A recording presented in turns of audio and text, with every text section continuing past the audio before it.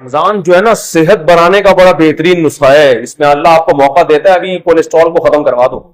लेकिन रमजान में लोगों का मोटापा कम होने के बजाय बढ़ता है, क्योंकि इफ्तारी में तबीयत से तेल वाले पकोड़े फोड़ते हैं, तबीयत से बिरयानियां खाई जाती हैं, चाट और ये और वो एक ही दम इतना खाया जाता है कि आम दिनों में डिवाइड करके खाते थे, थोड़ा गनीमत थी, अब एकदम फोड़ते हैं। तो सेहत बनने के बजाय बिगड़ती, और रमजान में मौतें भी होती हैं। तो इसलिए रमजान का अल्लाह ने जो आपको पैकेज दिया है ना, इफ्तारी में आप खाएं क्या, हटो बच्चों हो जाएंगे आप 15-20 दिन मेरी बताई हुई खुराक अगर खाएंगे, 15-20 दिनों के बाद आपको ऐसा लगेगा कि मुफ्ती साहब जो 4 शादियों पे बयान करते थे वो गलत नहीं, कुछ उनमें हकीकत है। वो बातें आपको जो भी बुरी लगती है ना, वो अच्छी लगना, बोलो शुरू, जवान हो जाएंगे। एक काम आपने ये करना है कि ऑयल को सहरी इफ्तारी से निकालना, कुकिंग ऑयल। क्या करना है, बोलते क्यों नहीं, ऑयल को निकालना। जैतून का तेल 1-2 चम्मच इस्तेमाल कर लें आप, समझते हो। देसी घी भी नहीं, घी भी छोड़ दें फिलहाल थोड़े दिनों। देसी घी वैसे अच्छी चीज है, लेकिन छोड़ दें फिलहाल। दुनिया छोड़ने से पहले बेहतर है कि आप हर किस्म का घी, वो जैतून का तेल 2-3 चमचे पी लिया 24 घंटे में। दूसरा काम आपने ये करना है कि रोटी चावल को कम करें, गंदुम को भी। और बोलो ना, सहरी में गंदुम बहुत ज्यादा फोड़नी है और ना इफ्तारी में, ना रात को किसी, गंदुम भी और चावल भी। समझते हो कि नहीं समझते हो। ज्यादा जो आपने फोकस करना है ना, वो खजूर को। खजूर बहुत पावरफुल चीज है, पेट नहीं भरता उससे, मगर जो काम रोटी करती है ना, और जो एनर्जी चाहिए, वो खजूर से हमें ज्यादा मिलती है। हमारे यहां इफ्तारी में खजूर के साथ इतनी ज्यादती होती है कि एक खजूर की सुन्नत समझ के रोजा इफ्तार किया और फिर डायरेक्ट आ गए बिरयानी पे, कोल्ड ड्रिंक पे। अबे ये पेट भर के खाओ यार, तबीयत से खाओ, इस वक्त हजम भी होगी, जुज़्वे बदन भी बनेगी। आम तौर पे खजूर आसान नहीं होती हजम करना। खजूर आसानी से भी कितना कुछ खाया हुआ होता है, खजूर के लिए मैदा तैयार ही नहीं होता। इफ्तारी में आप तजर्बा करके देख ले, जितनी भी खजूरें खा लें आपका पेट खराब नहीं हो। तो ज्यादा खाएं खजूरें। और ये कोल्ड ड्रिंक को एक तरफ रखें आप। अगर आप अव्वल तो शरबत, मैं तो कभी भी इफ्तारी में शरबत नहीं पीता, क्योंकि इफ्तारी में तजर्बा है कि शरबत अगर आपने पी लिया या पेट भर के रोटी खा ली तो मगरिब पड़ते ही आप टन हो जाते किसी काम के तरावी के काबिल तो आप रहोगे। टनाटन, बस मैं हूं सुन्नी टनाटन वाला हिसाब, मैं हूं कादरी सुन्नी टनाटन वाला हिसाब करते हैं। ना तरावी पढ़ी जाएगी ना पढ़ाई जाएगी। पीछे देखो लोग तरावी में पहली रकत से ही ढूंढना शुरू करते। ये वो लोग हैं जिन्होंने इफ्तारी में रोटी पेट भर के खाई होती है, चावल पेट भर के। अगर ये चावल या रोटी से पेट ना भरते, खजूरें खाते या और कोई चीज खा लेते, मकई खा लेते, लोबिया की चाट खा लेते, लोबिया खाए उसकी चाट बना के, मजे की भी होती है। सफेद चने भी खा ले, वो भी ठीक है। कार्बोहाइड्रेट जो है ना वो कम होना चाहिए। कार्ब वाली चीजें क्या होनी चाहिए, ऐसी चीजें जिनमें निशास्ता होता है, मिठास होती है। जैसे रोटी में तो बहुत कार्ब है ना, चावल में बहुत कार्ब है, ये कम खाएं।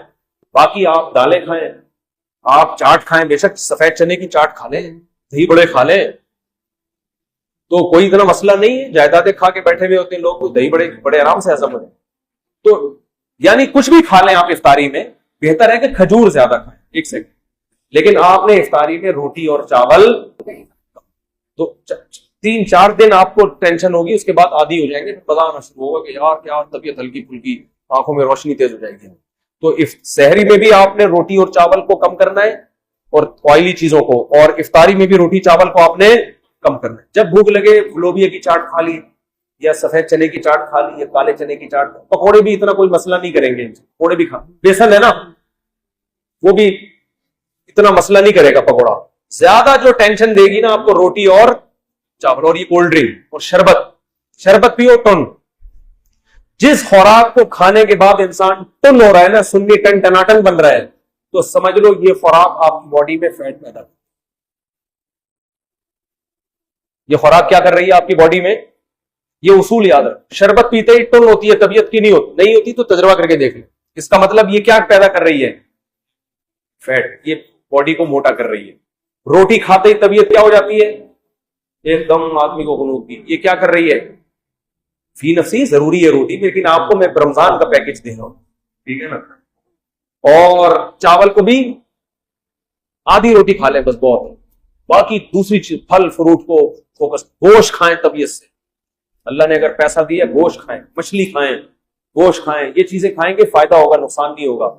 लेकिन रोटी चावल अगर आपने उसी स्पीड से मोड़ना शुरू किए जिस स्पीड से आप खा रहे हैं, तो रमजान आपको कोलेस्ट्रॉल का तोहफा देकर जाएगा, फैट चढ़ा के जाएगा, आंखों की बीनाई खराब हो जाएगी आपकी, शुगर की बीमारी पैदा होगी, हार्ट अटैक के खतरे। बहुत से लोग इफ्तारी करते ही लेटे तो उठे, पुलिस भी आके उठाया, पुलिस से भी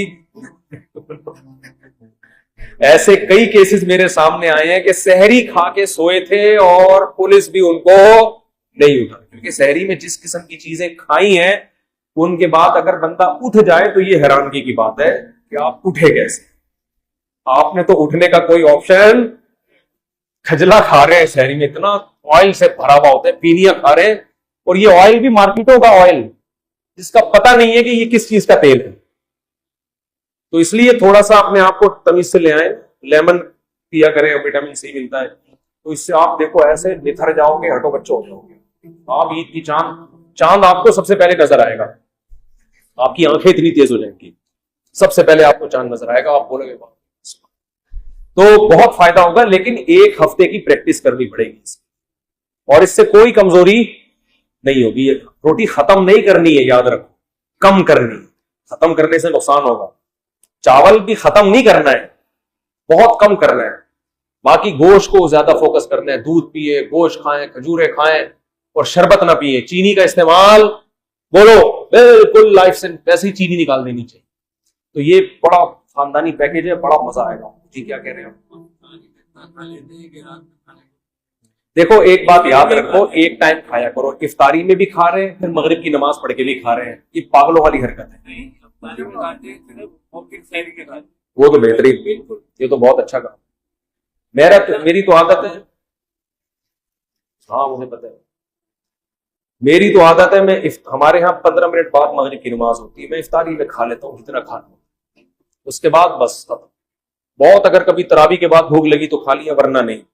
लोग क्या कर रहे हैं, पहले इफ्तारी में खाते, फिर मगरिब की नमाज पढ़ के आएंगे, फिर जाके खाना खाएंगे। हालांकि उनको पता है कि हमारी भूख, क्योंकि जब वक्फा आता है ना तो भूख नहीं रहती, तो ये पेट खराब होता है। रमजान में बीमारियां कम होने के बजाय बढ़ती हैं, तो रमजान बदनाम होता है इससे। हालांकि रमजान का कसूर नहीं है, वो आपका अपना कसूर। तो अगर आपने इफ्तारी के फौरन बाद खाना खाना है तो इफ्तारी में 2-3 खजूरें खाएं, नमाज पढ़ें, फिर खाना खाएं।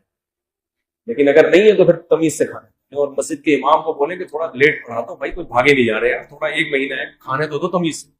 वो भी खड़े हुए होते हैं मौजिन साहब, बस इधर आधा जल्दी जल्दी खा रहा है और उधर अजान की आवाज आ गई, जुगाली करते हुए आ रहे होते हैं मस्जिद में।